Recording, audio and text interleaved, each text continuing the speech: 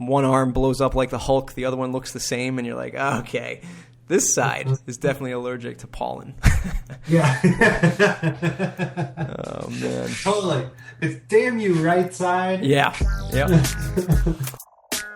Welcome to the Matt Report, the #1 WordPress business podcast. This isn't geek speak. It's about the journey of success and failure as a WordPress entrepreneur.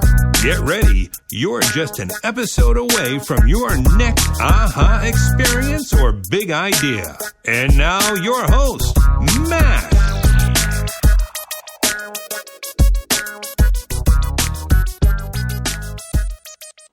Hey everybody, welcome back. Episode 48 of the Matt Report. If this is your first time here, where the heck have you been? This is #1 WordPress business podcast on the web. We bring on WordPress entrepreneurs from all walks of life.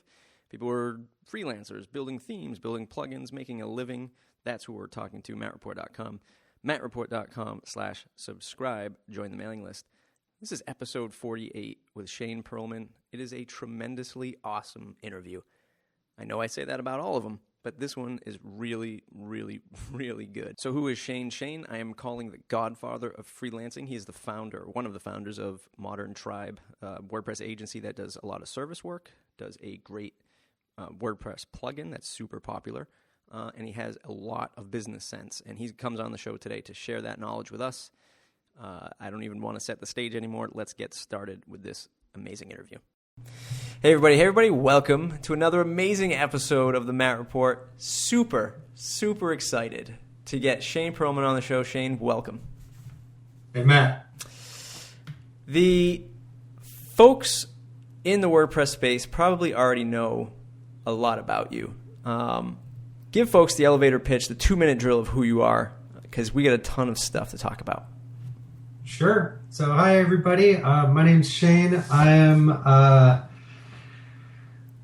one of those guys who's actually uniquely talented in the ability to know a very little about a whole lot of stuff, but not a whole lot about anything in particular. Mm-hmm. And as a basis of that, I've built a whole business around that. I've been freelancing now. Well, I freelanced full-time for about 7 years, and then for the last 6 years now, I've been a partner in a small but growing kind of boutique agency that does a lot of WordPress as well as a lot of other things, as well as some products. Nice.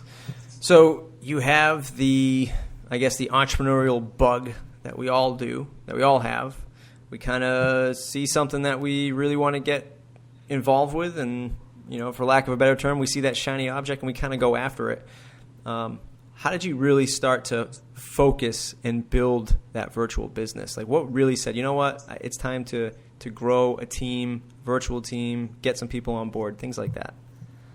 Well, I've gone through a couple of major kind of inflection points in my life. Mm-hmm. The first was, I did everything that my pop said I should. I went to school and I studied hard and got that whopping degree in anthropology that I knew was going to take me right to the top.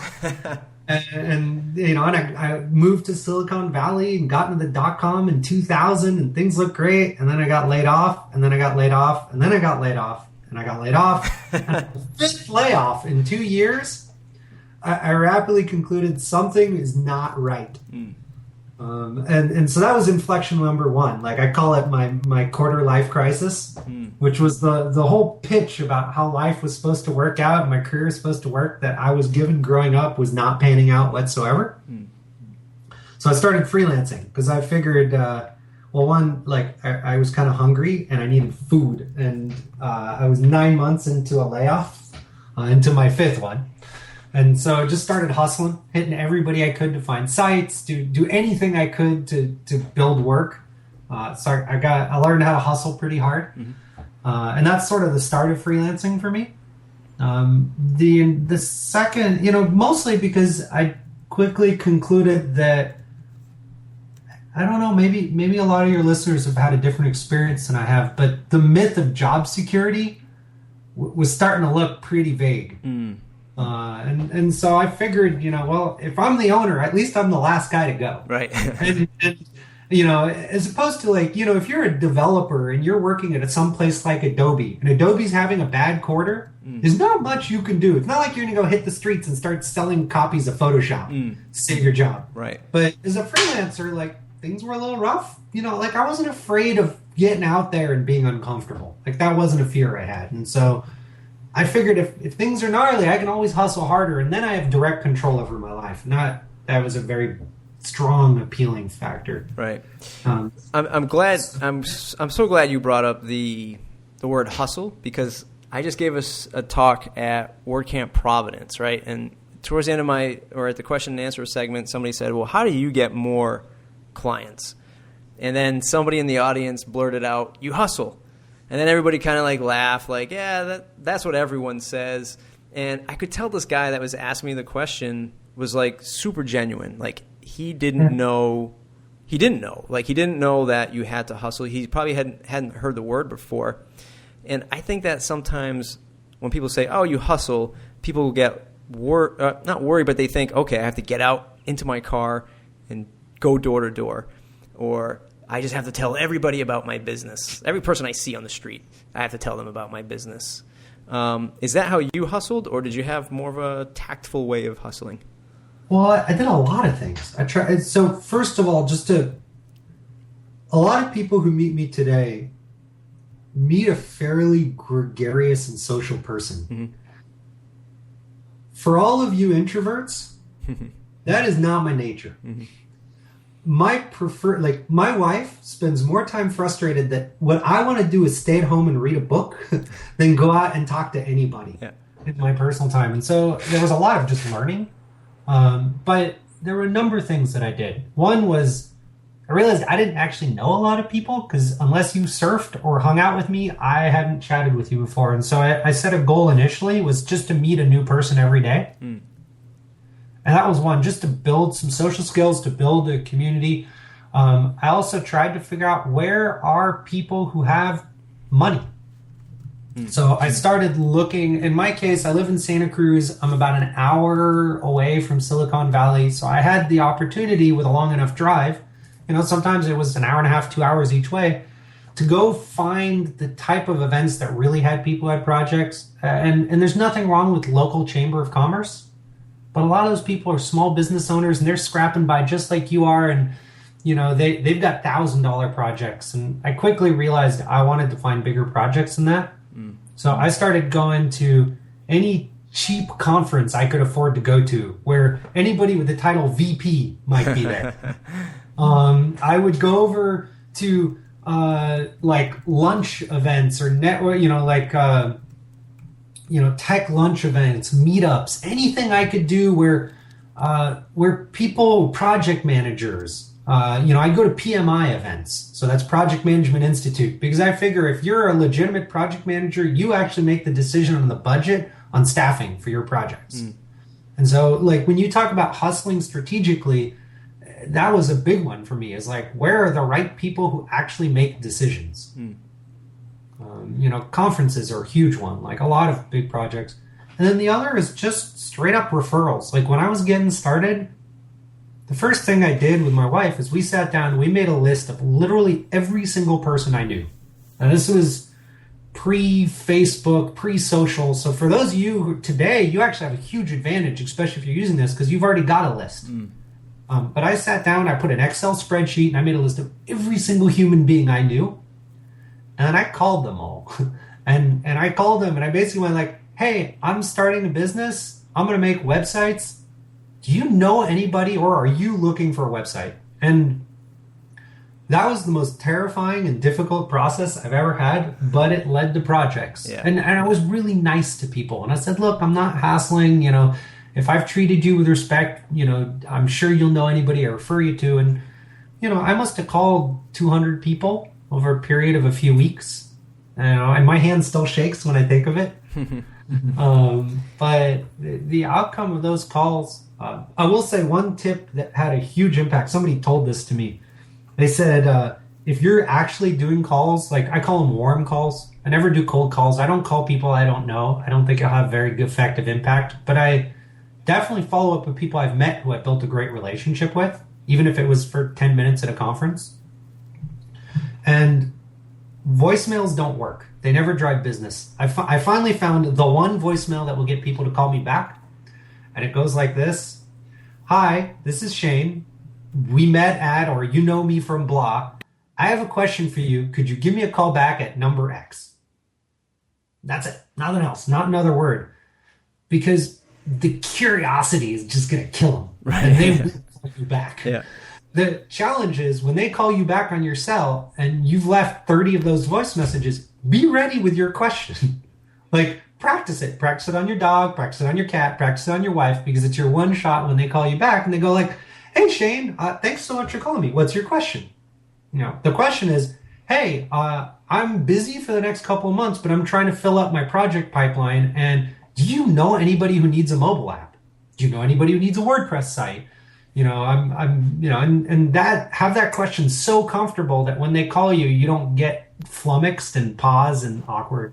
Yeah, that's tremendous advice. I love that tactic. How important do you think it is to evaluate your first client and use them as the kind of the domino effect to the next? Like, is it always a good idea to use them as the base to find these new referrals and get them into your portfolio? Or does that first client usually not work out the way you hope they do?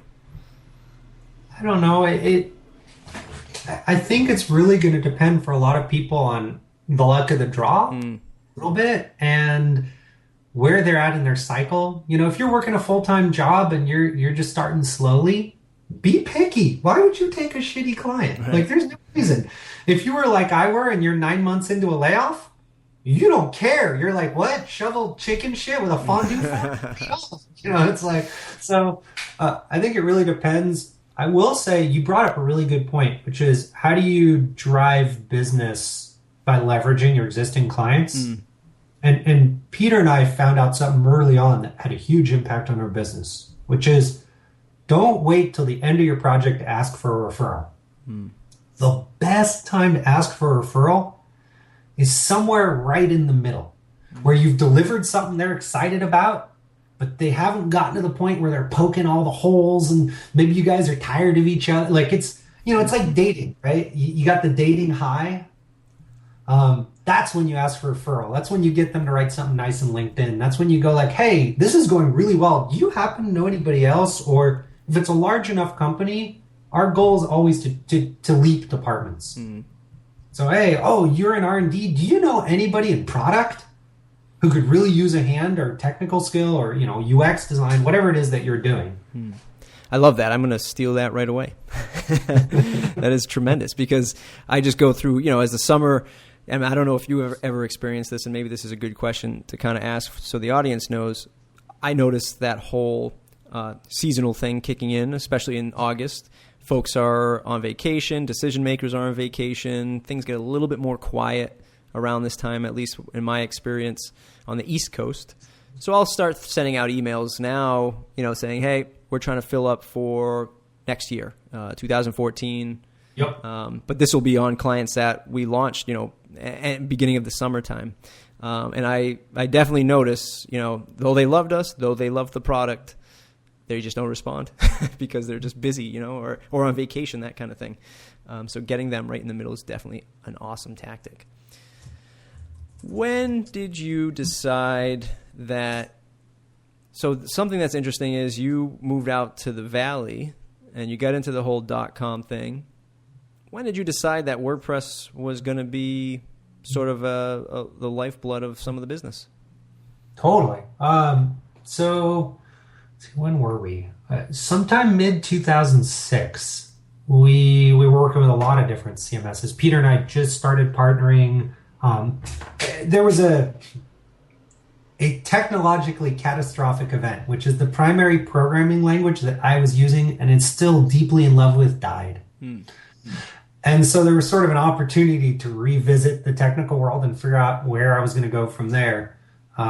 Peter had been coding in PHP, and so we started looking. We played with Joomla, we played with CMSMS, we played with WordPress, played with Drupal, and we did projects in all of these, and they all had their strengths and weaknesses. But we noticed like one really tangible difference that leaned us towards WordPress, and that was that about 6 months after any project, it was totally common for the client to come back and be like, so the only person who could figure out how to use our Joomla site just left the company. Could you train us all over again? And that happened with Drupal, and that happened with Joomla, and that happened with CMSMS. We never, ever had that happen with WordPress. People just figured it out. Right. And it wasn't that coding for one was that much better than the other. Like they were all strengths and weaknesses, but the users seemed so much happier that for us as a business, we figured out that that was a significant advantage. So I think by early 2007, we were pretty focused on, it might have been late, we were entirely focused on WordPress for our CMS solutions. Feel free to come out of the microphone and slap me in the face for saying this, but walking on the streets of San Francisco, around the valley, do people take, if you're not Matt Mullenweg, do people take WordPress startups seriously out there? It's a really great question. And the question is the word startup, and that's kind of a loaded word. You know, and I say that because I watched Matt Mullenweg talk with Jason Calacanis of This Week in Startups, and it was just one of those things where, of course, he's talking to Matt Mullenweg, so founder of WordPress and all that stuff. You know, and then Matt said, you know, WordPress allows us to build a marketplace of themes and plugins, right? And then Jason Calacanis is just, you know, kind of like laughs it off like, oh, that was cute. You know, but these companies are doing millions of dollars in revenue, and combined, they're a huge market, or at least a pretty good-sized marketplace. Will folks take WordPress more seriously in 2 years from now, or should they be taking it seriously now? Well, it depends on the scope of who you're talking to. So, as a service company, Modern Tribe, we deal with a lot of really big brands. I mean, we're working with Microsoft, we're working with Steelcase, we're working with eBay, we're working with a lot of brands, and a lot of this stuff is WordPress. And so where in 2009, 2008, we were having conversations like, no, I swear it's not a little blogging tool. It's amazing stuff. I don't have those conversations anymore. Like there's no more defending of WordPress. Like that's mostly handled. We have enough internal cases and stories that, you know, like every so often we have to have that discussion, but in general, from a perspective of scale and large media uses, and even from perspective of starting to do some of the app stuff that we're doing on the service side, it's proven itself. Now, as far as a startup solution goes, there's an interesting question, which is, you got that whole open source conundrum. So, you know, we have a product business as well. We have the events calendar and a lot of events plugins.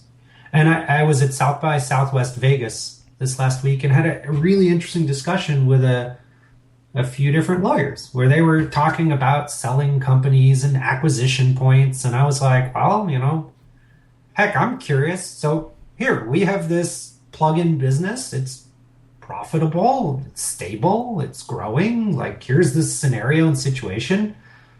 Is that sellable? Hadn't considered it. We had no intention of doing that. We like it. But what the heck? You're here. And the conversation that happened was very interesting around WordPress and the impact of open source. And so conversations around things like what happened with Jigo Shop and Woo Themes. And like, well, what does it mean when somebody legally can basically take your code and go do whatever the heck they want with it? They could set up competition right across the street from you.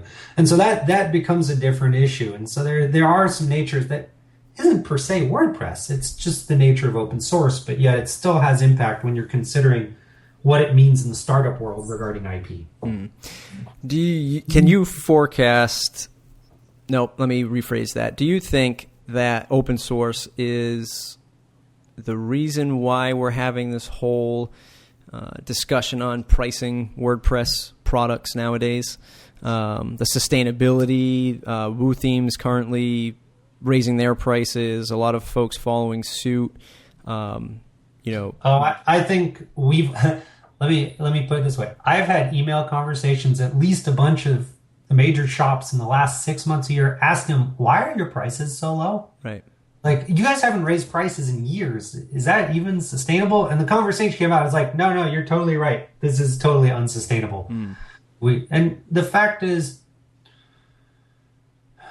I don't want to get into it. I have a lot of philosophies about inflation and what quantitative easing has done with the dollar, and the fact that, hey, people, get ready for some severe inflation in the United States in the next 2 to 5 years. And prepare for it and expect. And when you see WooThemes raising prices, is still really, really cost-effective software for what it offers. Right. We've got our own price increase, which we've been planning for we've been planning to do it with 3.0 coming out, but 3.0 ran about 6 months late. So, but we've actually got it up on our site. It's been declared, and at the end of this month, we're taking prices up, I think, about 20%. It's not dramatic, but whether that has anything to do with the open source, I don't think so. Right now, Walmart's raising prices. Like, you're gonna see a lot of people raising prices across the board. I think maybe it's sort of, at least on the consumer side, maybe they're just so used to, number one, just saying, oh, WordPress is free. Why do I have to pay for something else to add on to it? And with thousands of free themes and thousands of free plugins, maybe they're sort of not privy to having to pay for something, right? I think these are different users. And so you're nailing something really important, which is, why the heck would I pay for something when there's an abundance of free stuff all around me? Right. And the best answer I have for you, and it's literally, I heard this talk from stage, and it was the catalyst for us starting a premium plugin business. Scott Birkin, I can't remember, was it 2010, was up at WordCamp SF. He got on stage, he says, I'm one of the older WordPress users out there. Like, I've been using WordPress a long time as a business. And he says, and I have a problem. And my problem is very simple. For a long time, I had my book business and my content business, and I'm making money. And suddenly one day my site gets hacked and my site goes down and I'm losing money and I'm freaking out. And everybody's telling me, like, dude, aren't you upgrading all your stuff? This is, security is important. He's like, oh, okay, well, I didn't know. So I guess I'm going to start upgrading things. And he's like, and it was going along great until about a year later, I hit upgrade, and the upgrade took my site down. And he's like, and now I'm completely trapped. He said, the person who solves this for me, I will give you money. Said, if I don't upgrade, my site goes down, I lose money. If I do upgrade, my site goes down, I lose money. I just need plugins I can trust. He's like, because I have a business that depends on that. Well, that's where free stops being all that valuable. Oh, great. You could save $70 by not paying for a plugin, but you're going to lose 10,000 in sales when your site goes down for 3 days. Like, that's not very good math. Right. So to me, like, that's the whole point of Red Hat, Linux. Their whole business is, hey, you can have it for free, but if you actually need it to work and have trust and dependability, well, then if you want to pay for that, we're going to make sure that it's there for you. Right. That's the whole premium business. And I think it's not about feature X or feature Y or this or that. It's about trust and accountability. And that's what we're selling. And it doesn't mean our software is perfect. It doesn't mean we're trying to make stuff work with every single crazy theme in the world. Like, that's almost impossible. But the difference is, when you're struggling, we've got people there who are going to hang out with you and try to solve it. Right. If somebody were to start, if a young Shane came about, Back to the Future style, stepped out of the DeLorean and said, I'm going to create Events Calendar Pro, how much would Shane sell it for today? That's a really good question. So I asked a bunch of people, how much in terms of the plugin price or the business? Yeah, or the price. I don't know. We debate that regularly. For me, like, I think first of all, most people don't realize how gnarly and gigantic a project this is. Oh, yeah. I've had 2 different agencies come up quietly and be like, hey, dude, we're going to take those Modern Tribe guys on and we're going to build another calendar because we could do it better. And they're like, and then we tried and we're like, oh my God, this is really hard. So when you look at plugins, there's also the scope of what you're managing and what you're building. I personally think a decent, well-supported plugin is worth $100 easy. And now on an annual basis. Yeah. Well, on an annual basis, it comes back to that question of, like, what are you buying? If you're buying trust, well, what's the longevity and lifetime of your site? Plenty of sites don't really need to live beyond a year. Or if they do, they live in stasis and die a quiet, creeping death. And that's pretty normal if you look at even the amount of people who upgrade WordPress. So it's a debatable question. But as far as the value, I don't know. I would challenge people to actually sit down and do an exercise, which is figure out the amount of energy and time it's going to cost you to build this. Figure out the amount of energy and time it's going to take you to support it. Sit down with yourself or your spouse or your partner and figure out what kind of lifestyle you want to live. Figure out what kind of income you need to make and actually try to figure out like, well, what kind of price point and sale volume would this need to do to actually be a viable business? Right. And from there, that starts informing price point. Because there's two sides to price point. There's what the market will pay, and there's what you need to make.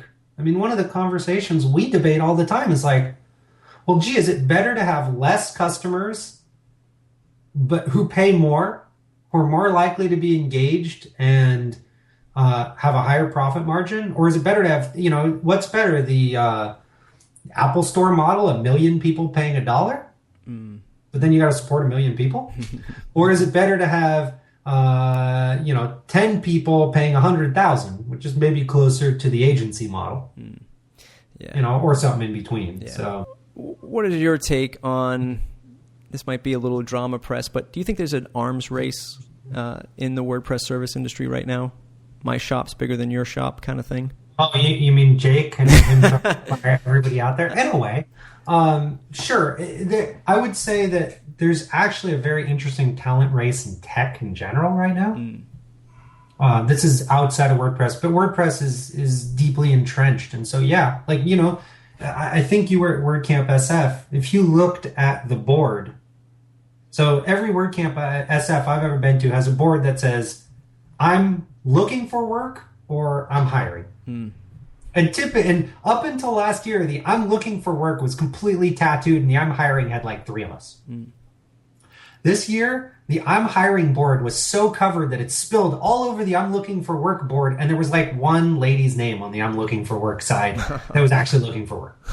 So they're really what's going on is you've got a booming tech environment, I guess. I can only speak about my own sales pipeline and say that we've kind of had a weird year in the sense that we had a really slow first quarter, but it wasn't a surprise. It was mostly because we had 2.5, 3 year long contracts end with the possibility of renewal. Gotcha. And so we weren't sure whether or not we could sell into that pipeline space. Gotcha. But as far as like amount of work, yeah, there is so much opportunity for work. As far as like what people are trying to achieve with their agencies, I think we have different goal sets. Jake clearly has a vision for a large agency that can really shape an industry. I have no interest in that whatsoever. I actually want to hang out with my kid. I want to surf. Like for Peter Reed and I, our whole goal is a lifestyle business. Right. I came out of that whole .com burst and took a really deep look at what I wanted out of my life when I re-examined the fact that like the career thing wasn't flying, and quickly concluded that for me, if I could just have a lifestyle that I'm really stoked on, I would actually be a very happy person. Yeah. And so we could easily be bigger, but it wouldn't actually generate any more happiness for me. And I think the 3 of us guys make enough money that we're pretty all right. Like, Reed just got to buy his wife her dream house. Nice. That's epic. I'm getting to spend all the I'm going to go take my daughter paddleboarding after school today. Nice. I'm good. Yeah. Yeah. It's something to be said, for the lifestyle. And it's tremendous that WordPress can offer kind of both sides, I guess. If you wanted to pursue, an empire of, developers and software engineers, you can do that. If you want to do lifestyle and be happy and produce awesome stuff, you can do that too. Not to say that one is much different than the other, but you have the flexibility. Lights and pick the one that's more interesting to you. Heck, you could even all the way down to like there is plenty of work for a solo freelancer to have an amazing life.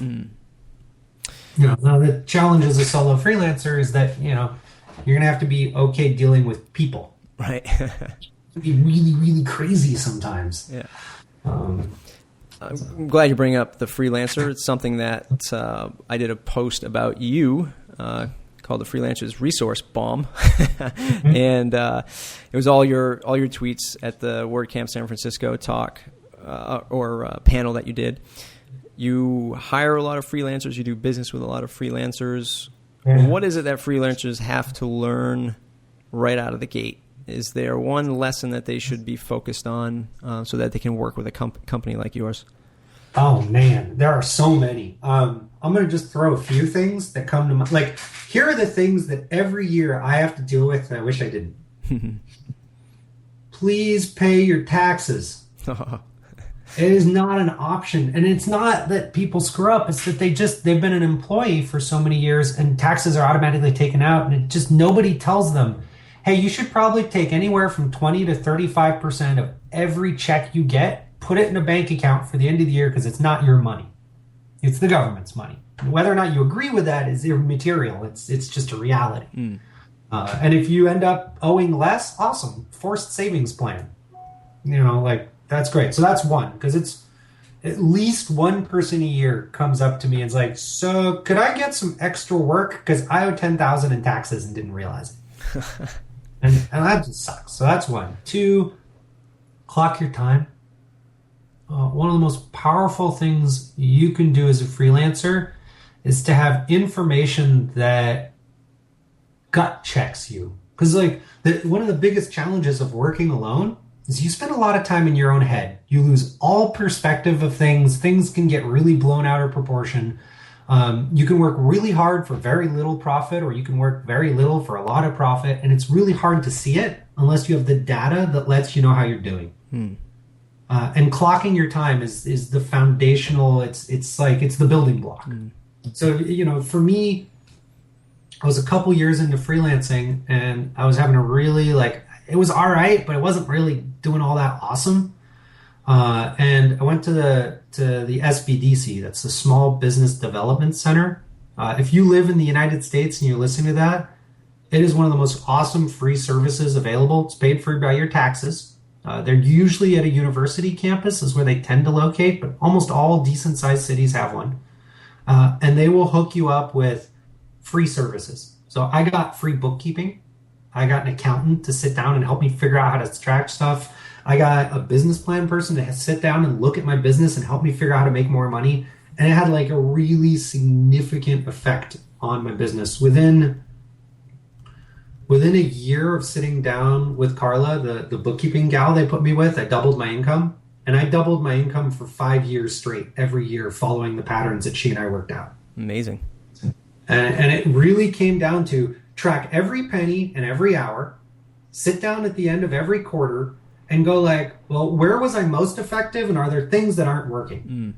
And so for me, one of the first things I realized was the content work, even though I really enjoyed it, really didn't pay very well compared to development for me. Right. Now, it doesn't mean somebody doing content can't do a lot more money. It's just I was a better dev. Right. And so I stopped doing content work, and then I started focusing on, what kind of clients could I leverage, or was there certain types of projects I was more profitable at? Were there certain kinds of clients I was happier with? And starting to just work on the business, just not just on my client stuff. And that had such a massive impact. So number two, as a freelancer, you are in business, act like it. Take the time to sit down and look at your business as an entity, not just a hustle. For the first 2 years, I didn't know I was in business. Never actually occurred to me. I was just hustling. I was like, I'm going to do whatever it takes. I'm not going to, and it was only when I somehow managed through my dad to land a project with Boeing. And they were like, well, we need your business license. And I'm like, what business license? I'm just a freelancer. What are you talking about? They're like, no, you are a business. Right. And there's something to be said as you scale. When you land a Boeing, I had another guest on who spoke about when he landed Pepsi as one of his clients, and he just wasn't prepared for insurance, lawyers, same thing, business, like all this stuff that they were asking for. And he was like, whoa, like I don't have any of this, and they had to move on and find somebody else because he just wasn't prepared. Interesting. Well, I got really lucky, and my client was like a friend of my dad's, so he coached me through it. But I got really blessed. Earlier today, I interviewed Brian Richards of Startbox and WP Sessions, and he's also a developer at Web Dev Studios. He talked about working at an agency. He worked at an agency first before he went to freelancing, and how much that taught him about knowing the business and understanding that it's a business. You have to work for the man before you become the man, is what he said. It's something that I see, especially when I work with interns from the local universities and stuff near us, is they just don't understand the business side. They feel like they're entitled to do stuff, quote unquote, because you're charging money for their talent. They don't understand the overhead, what it takes to run a business. Should these freelancers be diving into an agency experience first, or just freshening up on their business skills? That's a really great question. I think it depends a lot on the agency and how you work and what level you engage in. Ultimately, it comes back to that, what's your goal? Right. If your goal is to have a great freelance business with a lifestyle, you can learn a lot of this stuff. The internet is so unbelievably amazing if you can just sort through a lot of it. Ultimately, and there's just some really, I read a lot. And most of the business skills that you're going to need up front, once you acknowledge that you need them, you'll pick them up pretty quick. Right. And it's just reading a lot of books about working with people. It's understanding, and sitting down with mentors and asking questions. Things like, so I'm about to land my first big client. Well, what do I need? Well, you're going to need a contract. Well, where do I get a contract? Well, actually, hey, Modern Tribe has a contract on their website that you can borrow and just use and tailor. Okay, great. And our contract gets an enormous amount of traffic from freelancers who are just looking to get started and need a good place to start. Yeah. What's the number one challenge facing you right now? Okay, this is totally first world middle-aged white man crisis. So total disclosure for all of you who are at different stages of your life, don't hate me. My biggest struggle is that it took me 13 years to get there, but we have a business that actually nails my lifestyle. I'm really happy. I get to play with my family. I get to surf. I get to travel. I get to play in real estate, which I love. I pretty much have the life I want. Nice. My wife isn't working and we're making enough money that's okay. It's awesome. But somewhere in the back of my mind, I have this quiet voice that's but could you do something bigger that has even more impact?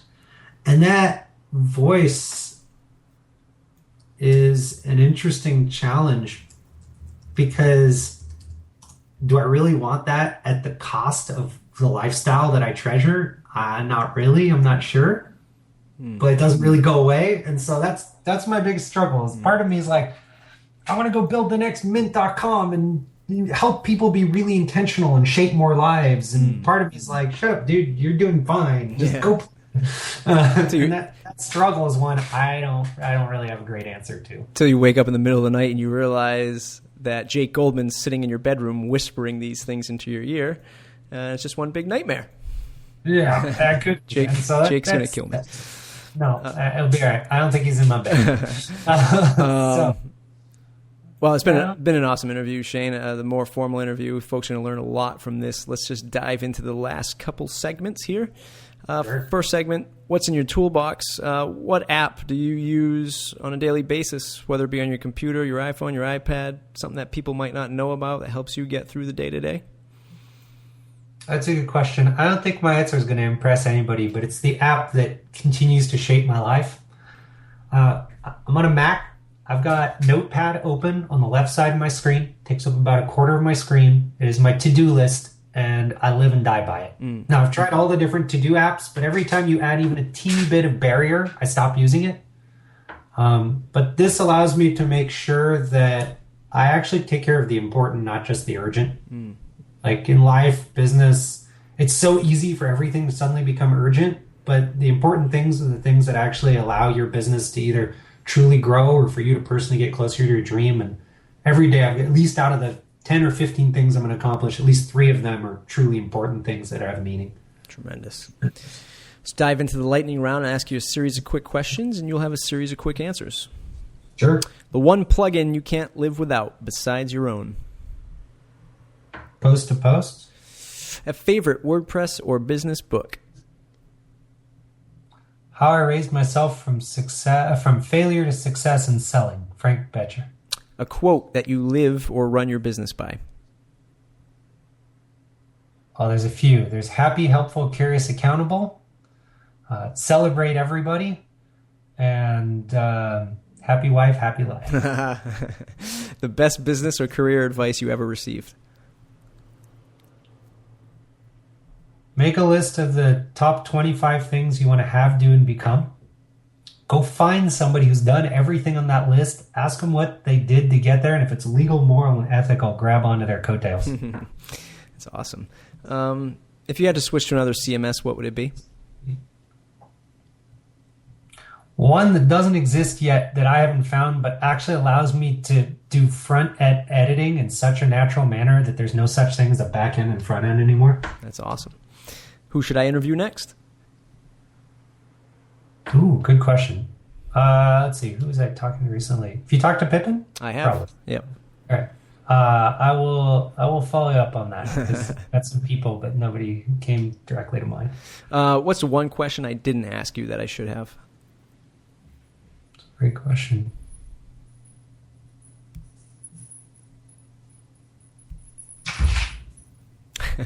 Like it. Sorry, my dog's banging at the door, okay. So he's distracting me.